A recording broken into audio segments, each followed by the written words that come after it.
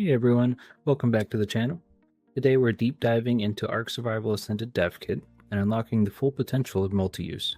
I'll be breaking down exactly how GetMultiUse, TryMultiUse, and ClientDoMultiUse work, and how you can use them to bring your mods to the next level. We'll also go over some advanced tips and tricks for getting multi-use working with buffs, dinos, and structures. Whether you're building interactive mechanics, unique gameplay systems, or just looking to level up your modding skills, you'll have everything you need right here. To get started, I have a child of the dodo here, labeled as test dodo. And for dinos, the multi-use is very simple, so I'll go over it and explain how it works in this blueprint because I didn't edit it in this one yet. Most of the things that you'll be going through for your mods will probably be structures and different buffs for either the player or dinos. The only time you'll really edit the multi-use of a dino inside of its own blueprint is if you override it, like you remap it, or you make an entirely custom dino. Those are really the only times that you'll want to enter the dinosaur's blueprint in order to change it. And you'll probably make a copy or a child, and similar to this case. You'll open the dino blueprint, go to class defaults, and then just type in multi-use, and you'll enable multi-use and then blueprint multi-use entries. This will enable multi-use, so we'll enable GetMultiUse entries. We'll enable TryMultiUse. Go ahead and just override all these. And ClientDoMultiUse. ClientDoMultiUse is an event, but you'll want to convert the event into a function just to get it off the event graph because you don't really want it. Now it's here, and then TryMultiUse is here, and then GetMultiUse. There are a couple of other ones that you can override if you want, such as the filter multi-use entries or the multi-use center text, and then there's draw multi-use entry as well. There's several of them. I'll cover some of them in this video, but there are some that are a little bit more niche that you won't need unless you absolutely need them or want them for your mod. The use BP get multi-use center text overrides the text for the center of the multi-use for when you have it selected. Typically that's handled automatically, and very rarely do you really want to edit it, as well as use BP filter multi-use entries. This is very niche, and just using get multi-use entries you can do the exact same thing. So filtering them is later. So you do get multi-use entries and then you filter them afterwards. If you want to, you can remove entries at this point, and I think you can add them, but it's just kind of weird. So I don't really suggest using it unless you really want to. And it's also, you can't do a lot of things in this because it's limited. Now that we've overridden the functions, just by clicking here and typing multi-use, there are several more here that you can look at if you want to. Manual activation, I couldn't figure out how to make that work. And then custom entry, again, I'm not sure how to activate those two, so you can pretty much ignore those. Filter multi-use, really don't need to use it. Draw multi-use entry, I'll show you how to use that later. And then get mounted multi-use entries and get riding multi-use entries. That is for if shoulder mounted dinos and for multi-use entries while you're riding a dino. Those are very good, but I'm not going to cover those because it's the same thing as get multi-use entries. They're only enabled while you're riding or while you have the shoulder pad. Center text is the text in the center of the screen when you have the radial open. I'm not going to show how to override that because it's very simple. The override server multi-use accept range, that is the range at which the multi-use will work. It's just a flip. This really only matters for if you're changing the size of things. Get multi-use icon BP, I'll show you how to use that later. And then modify HUD multi-use location. You can change where the HUD goes up if you would like. I won't show that in this video because it's very niche and I've only used it once and I've never really needed to otherwise. As for how these work, we're in Get Multi-Use now. So Get Multi-Use has an array and then a player controller as well as an array output. This is an array of structs. Just get this and then I will break it. You can see all the options we have here. And this has all the information for when you walk up to a structure or a dino and you hold the E key on keyboard, and that's the open inventory, demolish, set pin code. That's all of those radial options. And each one of those is set up with a string, a use index, a priority, and as you see all these options, I'll go over a lot more of them later. And this is how you add them. We'll just do add, and then you can do a make. And the important things are really the use index. And then some of these are more important than other ones, but for it just to work, the use index is really important. You can kind of put in any integer that you want, but you want it to be kind of random. And any 5 or 6 digit integer should do, but these interfere with other mods and the base game. So in let's say we do 170. 170 is the pickup index for dodos and Achatina and stuff like that. So we don't really want to use that unless we want to interact with that. So we want to do something a little bit more arbitrary and a bit higher, and stuff like 0 or 600. I think 600 is for opening doors and closing doors. So we just want to use higher numbers that are outside of, like, they're probably not a number that someone else chose randomly as far as like interacting with other mods and stuff. You don't want to use like 100,000 or 10,000, something that someone probably thought of and used. If you just type in a random number, it's pretty much going to work as long as it's 5 or 6 digits. It's very unlikely that someone else typed in the same number. And you can even go higher.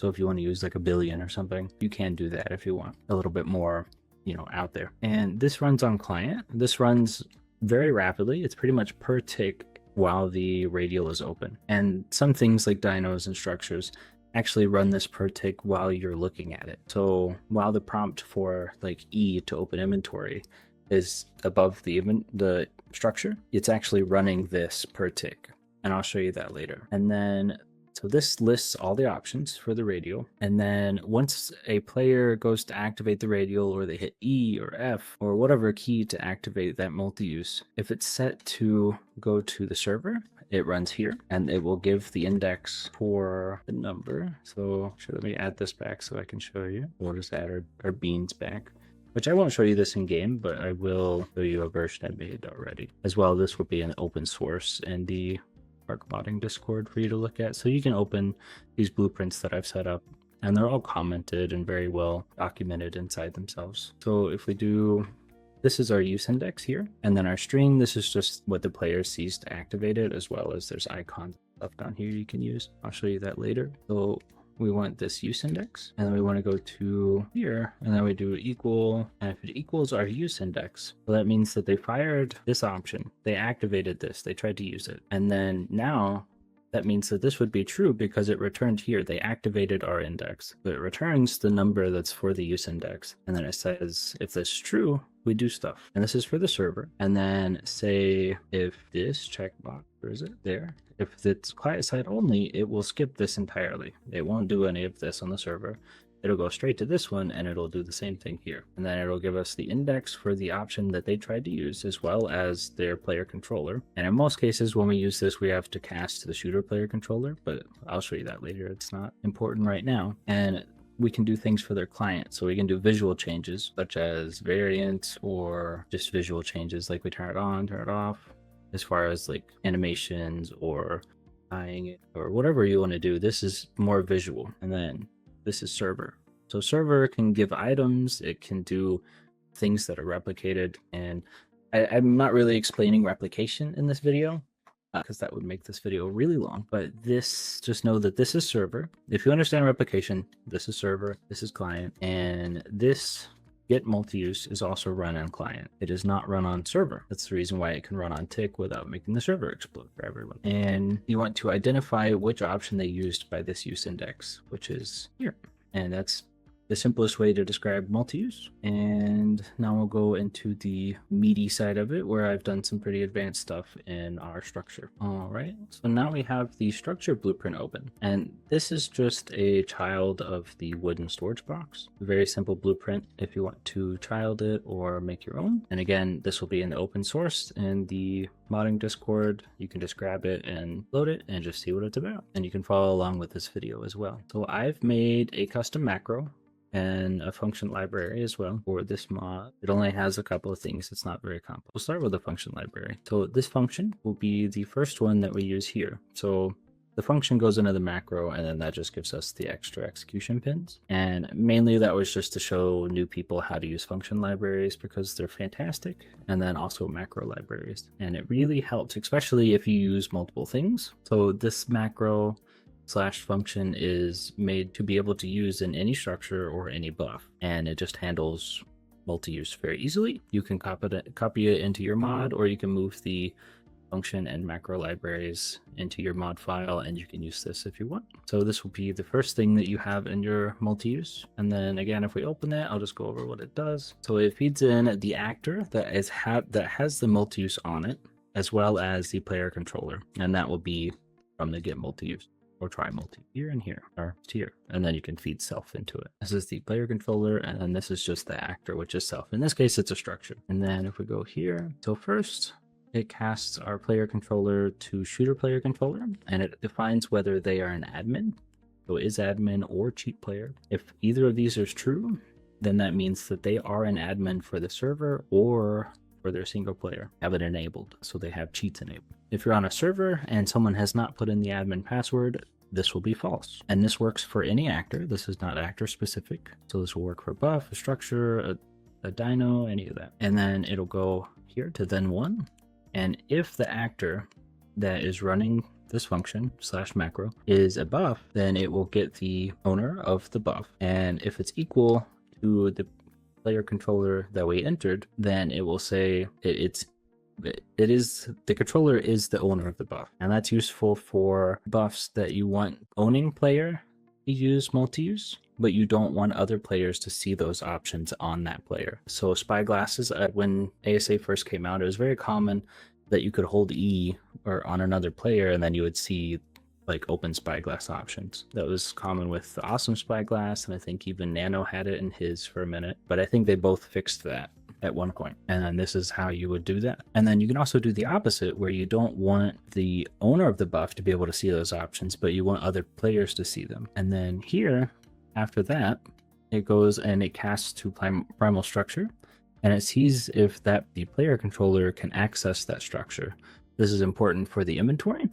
This covers if they're on the same team. This covers if it's unlocked. This covers if they have the engram. So if it's like a replicator and they aren't allowed to have access to it, it will block that access. So the allow structure access returns true if they are allowed to open that inventory normally, and it returns false if they are not allowed to open that inventory. And this is fantastic. Generally, you want to use something like this.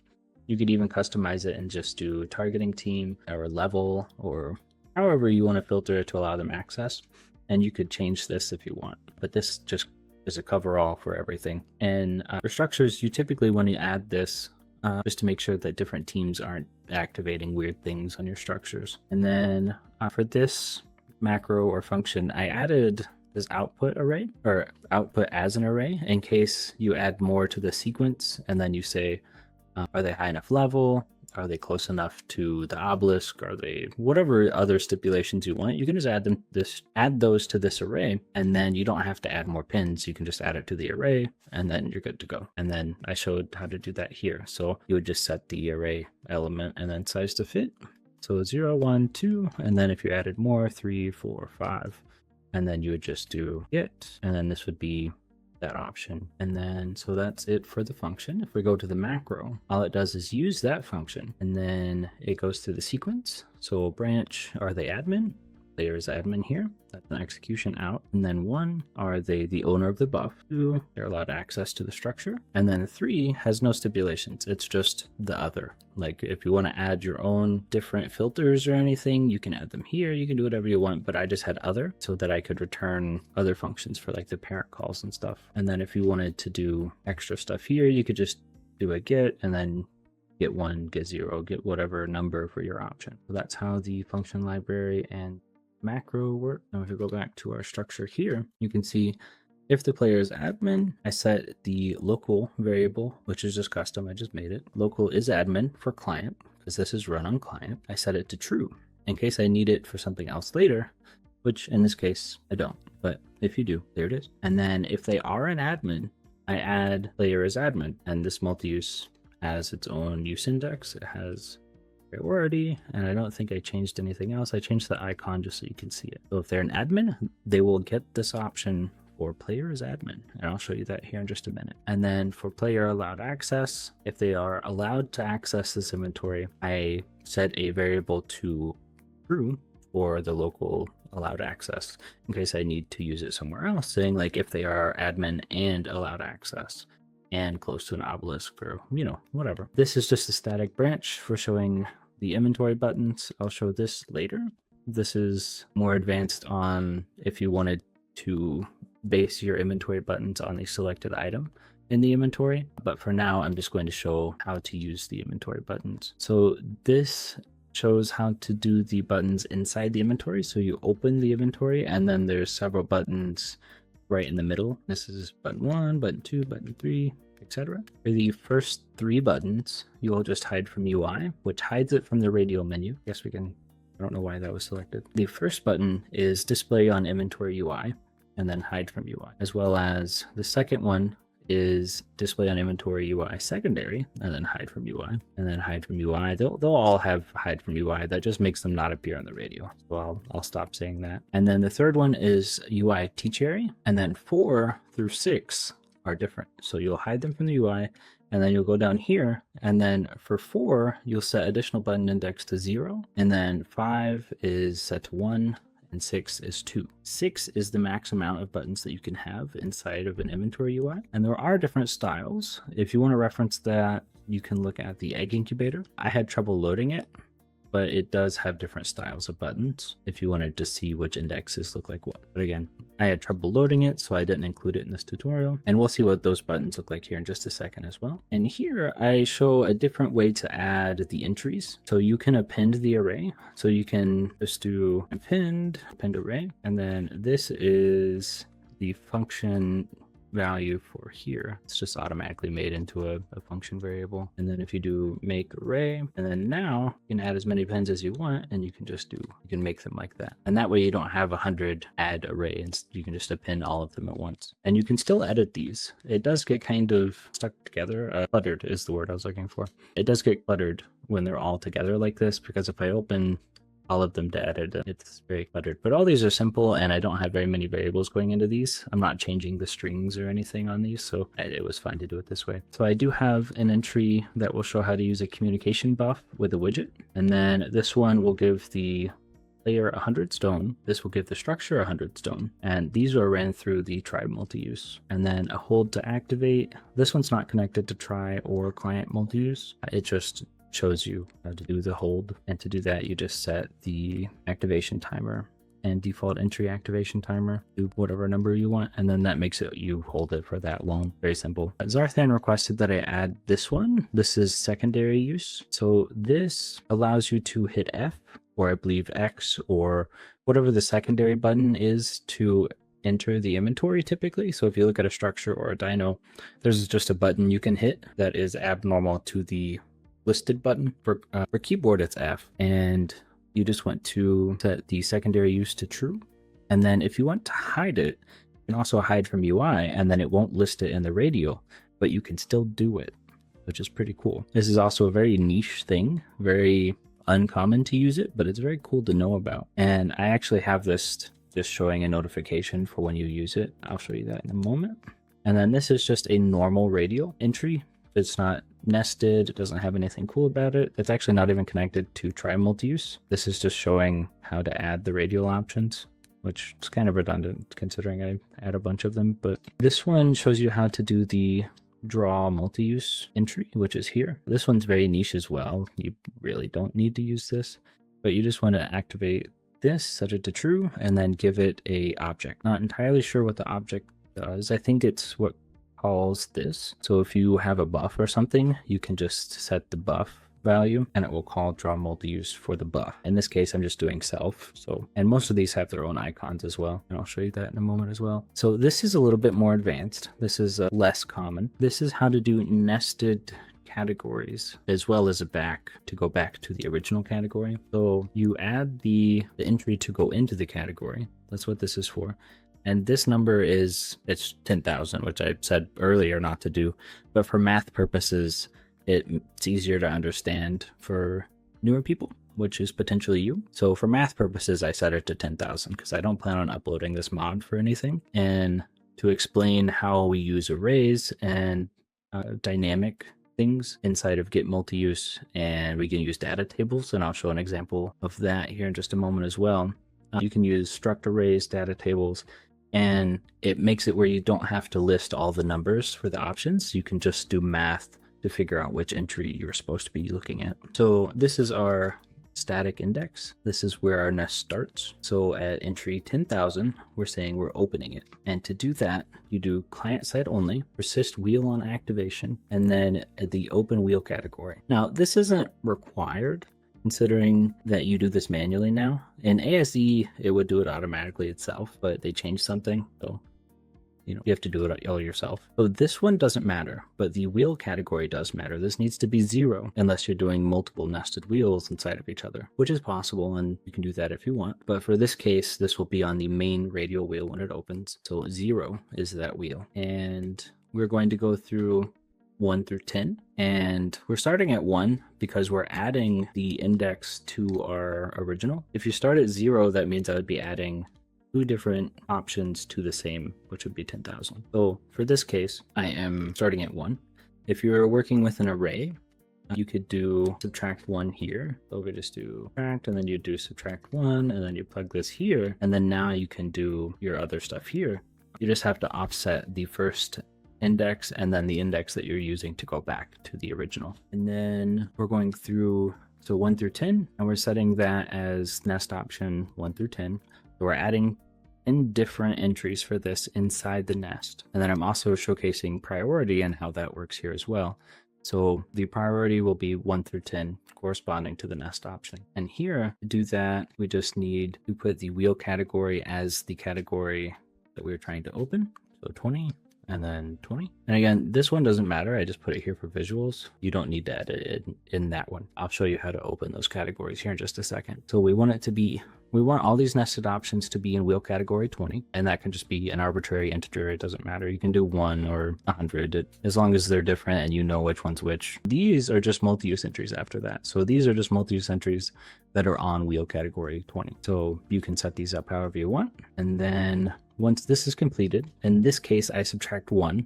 If you're using an array, arrays start at index 0, you would subtract 2 to add your back button. And then again, that goes on 20, persist wheel and activation. And then it's going to open 0, which again, for this, it won't matter because we're doing that manually. And then priority, in this case, I have it set to negative 10,000 just so it pops up in kind of the top left, just because I feel like that's where the back button should go. But I'll show you how priority works again here in just a second. Like I said, the nest option correlates to its own priority. So 0 is 0 priority, and then 10 is 10 priority. So we'll see how priority, it just changes the location on the wheel corresponding to the other priorities in that list.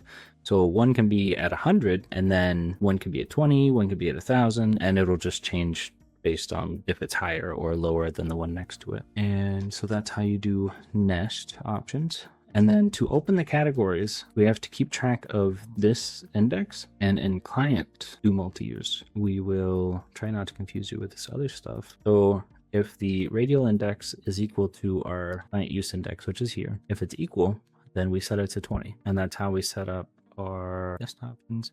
So this is our use index here, and this is to open the wheel. Like I said, open category wheel 20 is our radial nest index variable, which is 10,000 right there. And then if we go back, if the index that our player is using is equal to 10,000, our static variable, then we are opening 20. And since the wheel is persisting because we told it to right here, say persist wheel and activation, that means they click the button and the wheel stays open. And now we're opening that wheel to wheel 20. And then our back button is -1, our radial nest index -1, which is right here. So here, -1, we're setting that as our back button. And this is going on wheel 20. So we go here, our use index -1, or our static index -1. And if that's the one the player is using, then we are going to go back to wheel category 0, which is the one that they open it on. So it's effectively just a back button. It says go back to the normal categories. And then this is for the buff communicator. So I hope that makes sense. This is just how to do nest categories. And I'll show what that looks like here in just a second. On our GetMultiUse, we have our buff communicator with a widget, and there is a client portion of that. And all this does is it closes the inventory that we have open. So if it's our own, in this case, it will be the structure inventory. Well, actually, so this is on the radial menu. So there won't be anyone open, but if they do happen to open their own or the structure inventory in the amount of time it takes us to open our widget, we want to close that because it's weird to have multiple widgets open at the same time because the game doesn't know which one to focus, especially with modded ones. And there's ways to bypass that, but typically you just want to close it if you can. And in this case, we're just We're just closing any inventories they might have open. It's more of a redundancy than anything. And then now we'll look at TryMultiUse. So we have a couple of stuff that adds the stone or adds the buff. We'll look at how those work. So this is a parent call. I moved it out of the way just for visual purposes. It just does the stuff the item container does. And the return node, the way that it's supposed to work is if this is true, then it passes to the client. And if it's false, that means it stops. So only the server runs it, unless you go to the event graph and you multicast stuff for replicated visual changes or anything like that. Otherwise, if you want just the owning client to see something or change something or know about something, you'll just check that box and then it will pass this use index to the client use index, which is here. So here, it'll pass it to that one.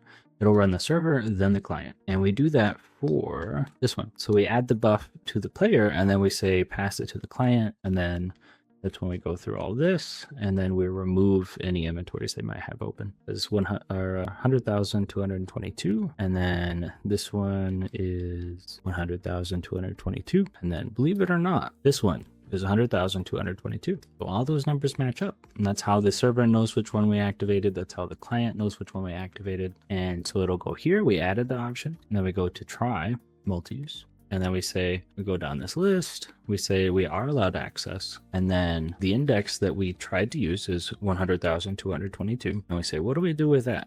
And then we add the buff, because if we get the player controller and then we get the shooter character, which is your player from the controller, and we say, is that valid? Meaning that we're alive, we're doing things. We add a buff to that player, and then we tell the client to fire the same index. Then we go through the same thing. It's not equal to this one, not equal to this one.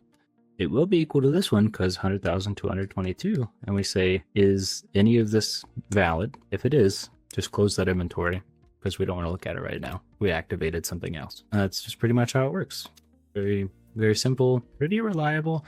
It can be kind of frustrating sometimes, especially if you don't know what all the buttons do, because there are a couple of just random checkboxes that you need. I can show you all the modified here. So we have multi-use entries and draw entry, and that's pretty much it. Other than that, it's just a storage box. There's a couple here. So if we activate the admin option, which is 100,200, it will just give us a little notification at the top of the screen saying that you activated the admin multi-use. And then the 100,220, it looks like this one is the one that gives the box 100 stone. And then if we do this one, it looks like this is the one that gives the player 100 stone, and this is the one that adds the buff for the widget. And then, oh yes, so this one is how we access the nested options. This is just a custom macro I made just because I didn't want to make the function or the blueprint look ugly. This just finds a value and returns whether it's in between two other values.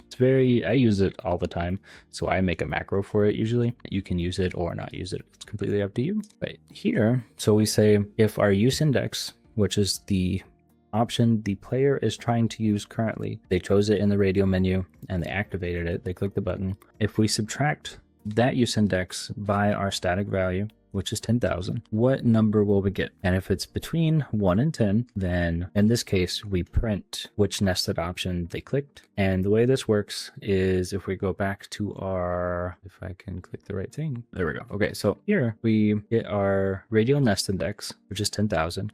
And then to change the use index, we add the index from our loop. So on the first one, it says 1 plus 10,000, and then that is our use index. And then the next one would be 2 plus 10,000. Now would be the next one, 3 plus 10,000, all the way up to 10. So it should be between 10,001 and 10,010. And if you're using an array, it'll be the exact same way. As long as you have that value, you can subtract your static value to the number that you're trying to activate. There we go. So we subtract our static value, which is 10,000, and then the index we're trying to use. So say they're trying to use 10,001. If you subtract 10,001 and 10,000, you get 1. And so that's in between 1 and 10. And then the way you would do this for an array, if you're trying to use a data table or an array of structs or a list of structs, you would just say the use index minus our static value, and then we'd do a get. Or you would just say is valid index. So is valid index, and then you could add that to a branch. So is this a valid index? And then if it is, you do get, and then you know that that's an index that you're looking for. And if you do it the same way that I'm doing with these values, but you want it to be specific. So if you activate 1 and then you want that to do something, and then you want 2 to do something different, you can just use a switch on int and then just do 1 through 10. And then you're good. And this is the message for the secondary use. So if we press F, it just has a message at the top of the screen saying that we used the secondary use index, or secondary use multi-use, which is 100,205. And I can show you that one here to make sure those numbers match. 1,205. So I discovered an interesting thing. The priority matters for secondary use. So you can't hide it from the UI. Well, you can, but it'll still list as the highest priority regardless. So this will override the inventory opening, unless you set it to also open inventory. Again, this is pretty niche, so you don't really need to use this unless you really need to use this. So as you see, it's saying that I'm pressing F at the top there, and you can still hold this and you can still open the inventory. So if you want to add a press F button or an alternate button and then force them to open it that way, or if your structure doesn't have an inventory, then it really doesn't matter, and you can make F do whatever you want it to do. So we'll go over our structure, and then we'll go to GetMultiUse, and then we will just turn this off, and I'll show you what this does. And there's also our TryMultiUse entry. This is very niche, but I have it just drawing the stats for your player while you have the multi-use open. This is done on client, and it fires per tick while the radial window is open. And then you also have to, in your GetMultiUse, you have to have this box checked for draw entry, and then you have to have your object that's going to run it, and then you have to have use BP draw entry for whatever this is. So if it's a buff or a dino that you have connected here, it has to have that enabled for it to even do it. It's very niche. I couldn't think of a good reason to use it, so I just displayed extra text on the side. You could display extra widgets or something. I'm sure there's a reason to use it. It does exist, but I couldn't think of a good way to show you how to use it, so this is what I did. You have access to the canvas here as well as the player controller, and then just draw text centered, and I get the status component from the player, and I say get the health, get the stamina, and the oxygen, and I format that. And then I have it set to 1600 by 800, and that's just kind of the right side of the screen, and it just shows the stats. And also there's another one for multi-use, GetMultiUse icon BP. You can filter for specific multi-use entries. I have this doing something very silly, and it changes the icons for every multi-use entry if the player is crouching, and if they are not crouching, it just uses the normal multi-use icon set up for that multi-use entry. But if they are crouching, it changes all of them to a little person. I'll show you that as well. We'll go ahead and load back in and give myself my boxes here. I have the multi-use open here, and if I hit C, now they are all little people, even in the nested ones. And if I uncrouch, it fixes them. And that is what the GetMultiUse icon does. You can filter for specific multi-use by index or by string or by whatever you want, and you can change the icons individually if you want. You can also do that in GetMultiUse, just because you have to set those up. You have to add the options anyway, so it's a little bit niche. So if you had a lot of icons to go through, you could use both. Say you have a lot of entries and then you don't want to make your blueprint look really cluttered, you could just use the icon one too. So it's really up to you, whichever one you want to use. Fine, honestly. I had to restart because I had an error in my blueprint. So as you can see, there's no buttons, and then if I select something, it tells me information about it. So my selected item name, multi-use tutorial, I'm actually just going to use stone because the name is shorter. 100 stone to the structure. There you go. Okay, so selected name, stone. Selected item quality, 1. It has no armor, it has no item rating. But if we do cheat gives, let's do black for 99, and then we'll just throw in our helmet. So selected item name, ascendant flag helmet. Item quality is 1, yes. The armor is as you see, 1300 or 1373. And then the item rating, which is more correspondent to the quality. The item rating is 62 point, that number.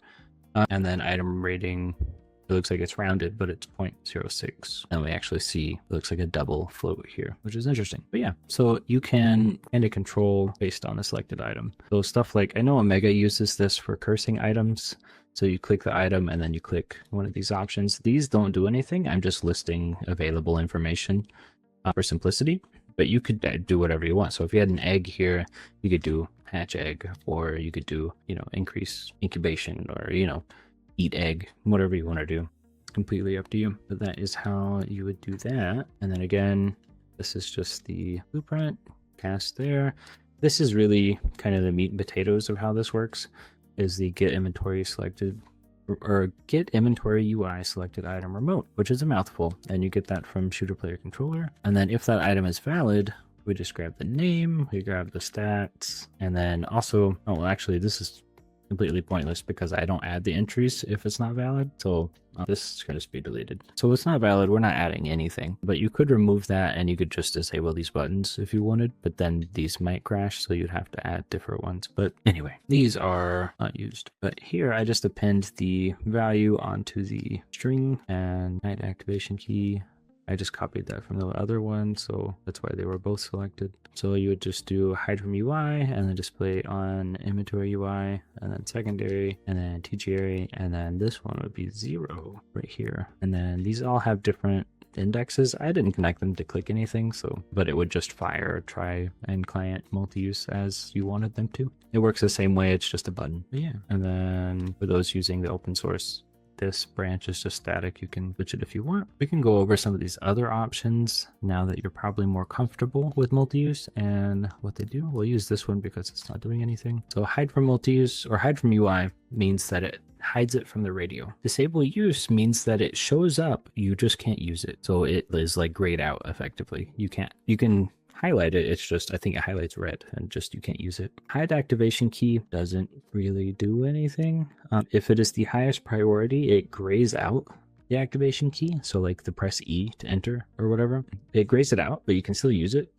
So I don't know what that means. Repeat multi-use means that you can continue clicking it. Display an inventory, secondary, and tertiary. So 1, 2, and 3. I've showed you what those do. Harvestable, I don't actually know what that does. I think that's used for stuff like the whale, the archelon, and the amargosaurus, maybe, for harvesting things.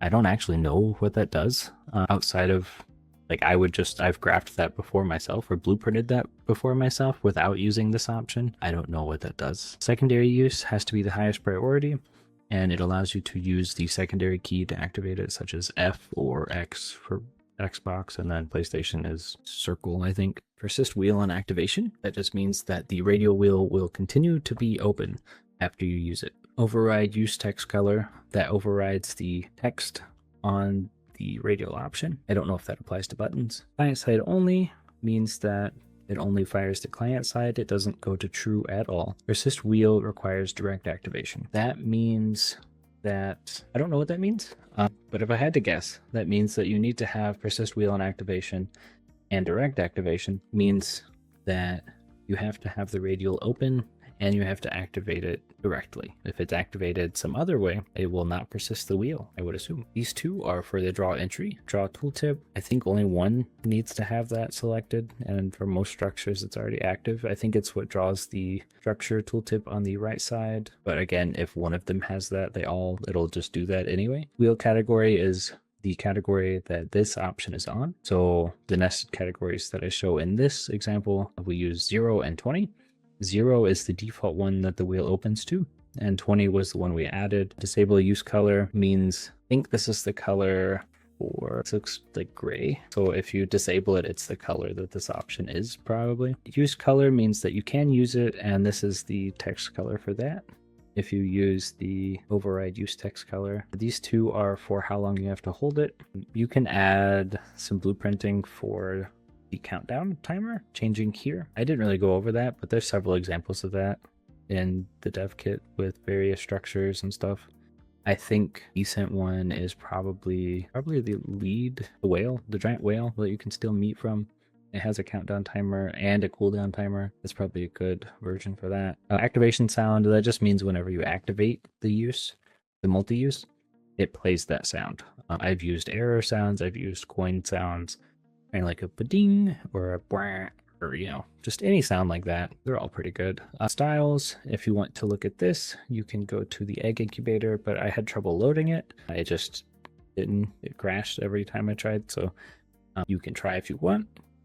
Or just mess with it. I couldn't get it to work, but that doesn't mean you won't. Additional buttons, this is 0 through 2 for the 3 additional buttons on top of the other 3. Icon, this is just the icon for the different ones. I have some that I've included in this example that are just from an icon pack that I had, so feel free to use those if you get the open source. And then the use icon color, that's the reason why most of the icons are white, so that you can change this and it will change the color. This is white. It's more of a tint than anything. So if you change it to, I change this to 0 and then change blue to 0, you'll make it red. If you want to make it transparent, you can change that to 0, the alpha. And then dynamic option, I have absolutely no idea what that means. Use multi-use option with text. This is the ASCE multi-use, I think. I think the dedicated storage uses this. This also does apply to buttons because they have a different text that they use for the withdraw and deposit, I think. Sponsor icon object. I think this mainly applies to the nests, because when you go to, if you're inside of a nest, it shows the icon of what opened that nest. And you can change this icon with that. I think open wheel category doesn't work, so you can just ignore that. Some of this stuff's from ASE and it's been changed a lot. That's the reason why I'm not like rock solid on some of this stuff, like the harvestable. Like I've never used it. And obviously I don't know anything I haven't done myself. So, you know, take that for what it is. Going over these 4 at the top, use index is how it identifies across the TryMultiUse and ClientDoMultiUse, and you don't want to overlap with other mods, and you don't want, overlap with other base game, You don't want to overlap with other mods, and you don't want to overlap with the base game. So as we saw earlier, 170 is the pickup index for snails, 0 is for access inventory, open doors is 600. You don't want to overlap those. So use some 6-digit arbitrary number, a 7-digit, you know, you could go into millions or billions if you really wanted to. It increases the randomness because someone's probably not going to type in the same number. And don't use 100,000, 10,000, 4, you know, don't use the really early ones, and don't use ones that somebody's probably going to think of. 69,420, somebody's probably used that one. I'd say probably 100 people have probably used that one. And for nested indexes that take up several, like if you have an array, especially for like dinos and stuff, try to use higher numbers. Priority, again, the highest priority of all the index or of all the multi-use entries will be at 12 o'clock on the radial wheel, and then it will go counting clockwise. It'll go down to the next highest priority, the next highest priority, all the way until it gets to, say, 11:59 on the clock, and that will be the lowest priority. And then it will just fill in the gaps, you know, do math to equal the circle. But the string is the string that the player sees to activate it, and you can change that based on other things. So if the player is crouching, you just do a bool and then select string, and if they're crouching, make it sneak attack, or if they're not crouching, make it regular attack, or whatever for the string. The for component, I have never actually used this, but it was explained to me that if you have a dino buff, you can set the dino mesh as the for component, and that will kind of make the dino the object for the multi-use. So that would imply that if we did like this, if we had multiple components, like we had a big structure and we wanted like a specific clock or a specific wall, we could add that static mesh as the for component, and then the multi-use will apply there, but I'm not entirely sure. And again, I've never used it, so I mean, 99% of the time is probably going to be blank for most of the people watching this, so I think that's the safest way to do it. And I can go over the CCA a little bit. All it does is add the buff, and then there's some other stuff here. Someone else gave me this at some point. This is an INI configuration I set up a long time ago. I'm not going over INI in this video. This also has a command handler in it. I'm not going over that in this video either, but it will be in the open source, so feel free to look at it. Switchnet authority stuff. This buffs all the existing players, so they get all the buffs. And then this buffs players that spawn later. It's just a CCA. It's like the bare bones CCA that I've used for almost literally every mod I've ever made. The open source will have the macro library, which has 2 macros in it, just number and range, and then multi-use one. It has a function library, which just literally has this function, and this is for the multi-use again. That's the only function in it. I do recommend using function libraries, especially for larger mods, especially if you have multiple of the same things that you're doing something for. Function libraries are fantastic. So we'll just close these as I go.